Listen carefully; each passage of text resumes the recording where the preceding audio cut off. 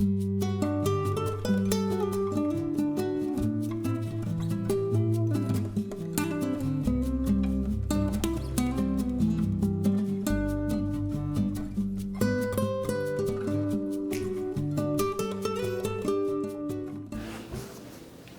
morning and welcome to the online devotion from Mount Gilead Church. My name is Mike Bridgewater and I'm the operations director. And I have with me today Justin White.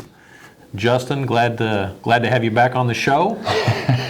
Can't believe it's the middle of August already. It's the Friday Parable Show with Mikey B. Yeah. So here we are. It's August 19th. Summer is 2/3 of the way over, but you'd have people believing that summer's already over. I saw somebody wearing a fall festival princess winter. Bro, Disney World is already having their Halloween parades right now. Yeah, summer still has a month. We still have another real good month of Still summer. feels like summer to me.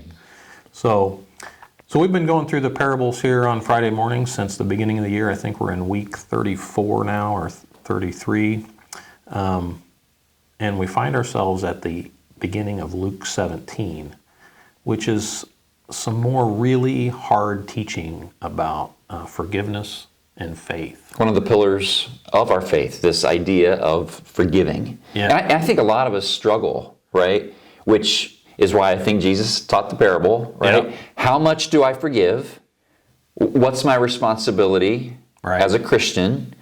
I don't want to be trampled on. I don't want to be unwise, but I also know Christ forgives me a lot. So what am I supposed to do? Right. That sets the stage for the parable. Yeah, so let me just read the parable, and then we'll talk about it as we go through it. It says, so we're going to start at the beginning of Luke 17, and we're going to go to all the way through verse 10.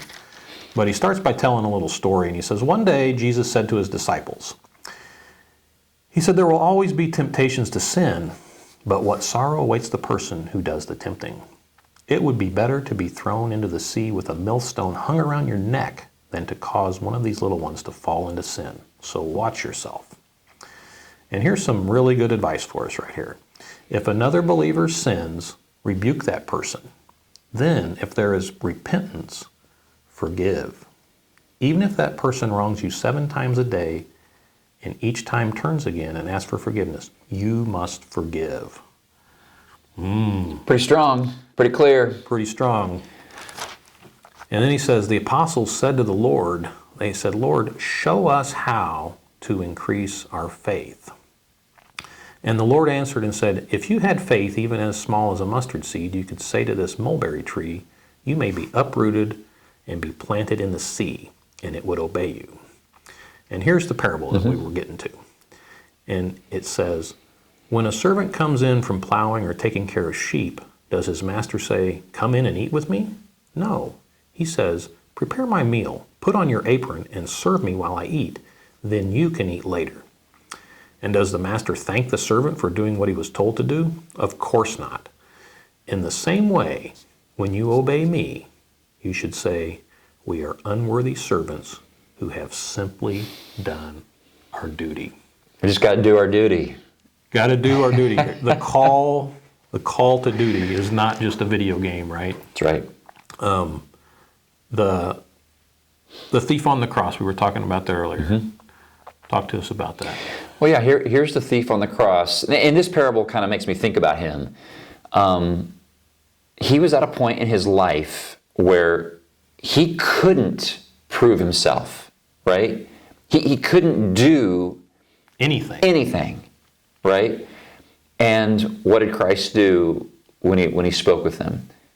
He forgave him. He helped usher him into the kingdom, right there, right? There's this idea of duty. Yeah.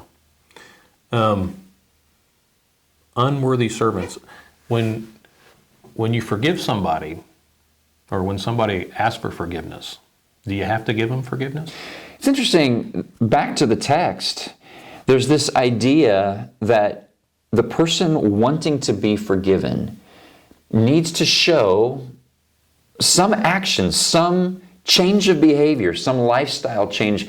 The word here is really repentance. Yeah, change in thinking. Change of thinking, change in action even. Yeah. And I was just thinking about this. Sometimes you have to be willing in your heart to forgive someone, just to be able to move on yourself, right? Yeah. And to release that person. But that doesn't mean you have to go completely back into how the relationship with that person used to be. Right. There's this idea of boundaries. We talk a lot about this on Monday night. The idea of boundaries and maybe protecting yourself from someone who is attacking you constantly or harming you or leading you to unhealthy choices yourself or unhealthy behaviors yourself. Forgiving doesn't mean you have to completely go back to the same old relationship you've always had with that person. It just means, you know what? I'm not going to hold your attack against me onto my own self forever. It's my duty as a believer, as someone who has received forgiveness from Christ over and over and over again every single day. It's my duty now to offer you that same gift. Yeah. Right? Yeah, I think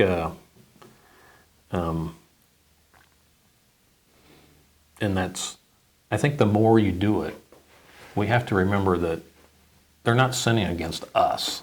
It's not personal. It's not personal. The sin is against.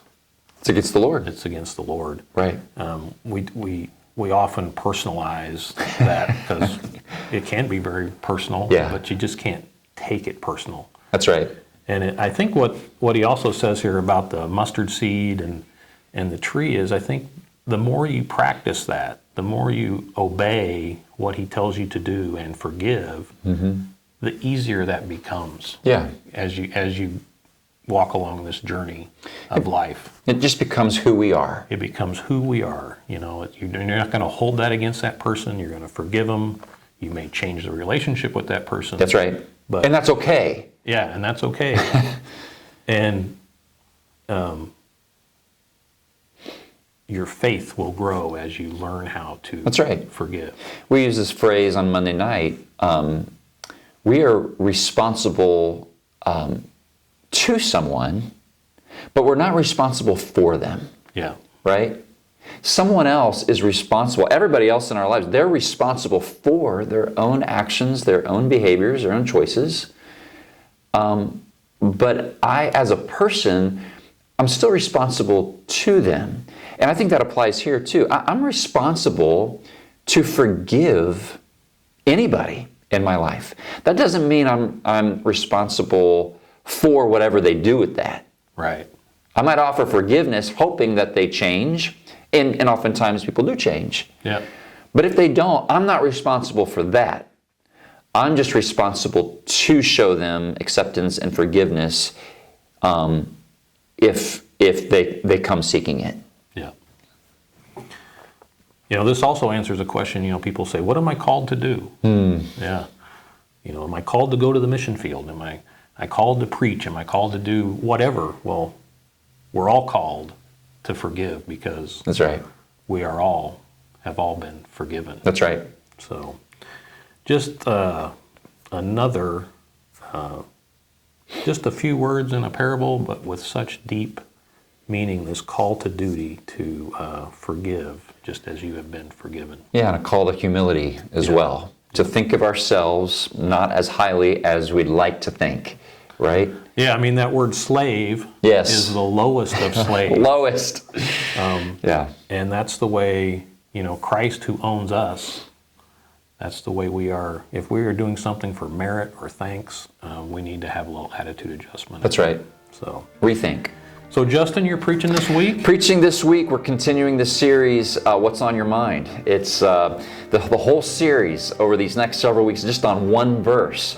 Philippians chapter 4, verse 8, as we think about the things that lead us to a place of health and wholeness. So 2 words this week we're going to be thinking about is whatever is right and whatever is pure. We want to think about those things. That leads us to a healthy life. So hope to see you here Sunday morning, 9 o'clock or 10:30 in person or online.